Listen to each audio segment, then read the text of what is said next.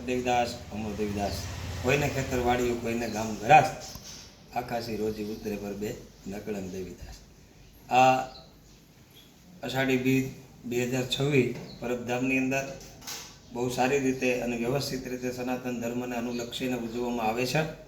આ વર્ષે પણ સારી રીતે આ અષાઢી બીજનો મેળો વ્યવસ્થિત રીતે ઉજવાય એવું આયોજન પૂજ્ય કરશનદાસ બાપુએ લીધું છે। આજની તારીખે પરબધામની અંદર દરેક પ્રકારની પૂર્વ તૈયારીઓ થઈ ચૂકી છે। મેળા વિભાગની તૈયારી, યજ્ઞ વિભાગની તૈયારી, રસોડાની તૈયારી સંપૂર્ણ થઈ રહી છે અને એમાં હજારો સેવકો સેવા આપી અને પોતાનું કર્મ કરે છે।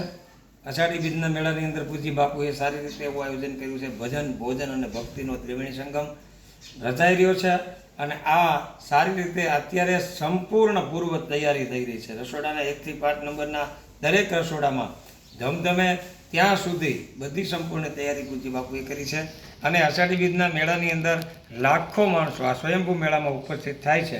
તો દરેક યાત્રાળુને કોઈ પણ જગ્યાએ ક્યાંય કચાશ ન રહે, કોઈ પણ યાત્રાળુને કોઈ જગ્યાએ ક્યાંય અગવડતા ઊભી ન થાય એવી સારામાં સારી રીતે પૂજ્ય બાપુએ આયોજન લીધું છે।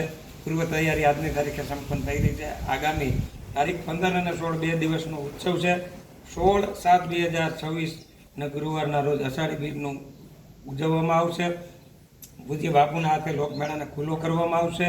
પૂજ્ય બાપુના હાથે મંદિર ઉપર નિષાદ ચડાવવામાં આવશે। ભૂદેવો દ્વારા યજ્ઞ કરવામાં આવશે અને સ્વયંસેવકો દ્વારા લાખો માણસો જમી શકે એવું આયોજન રસોડામાં કરી આંબાવાડિયામાં સંપૂર્ણ તૈયારી થઈ ચૂકી છે।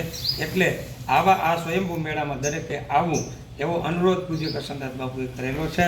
તો બધા જ મેળાનો લાભ લે એવો અહીંથી અનુરોધ પૂજ્ય બાપુનો છે। અસ્તુ સતદેવીદાસ અમરદેવીદાસ।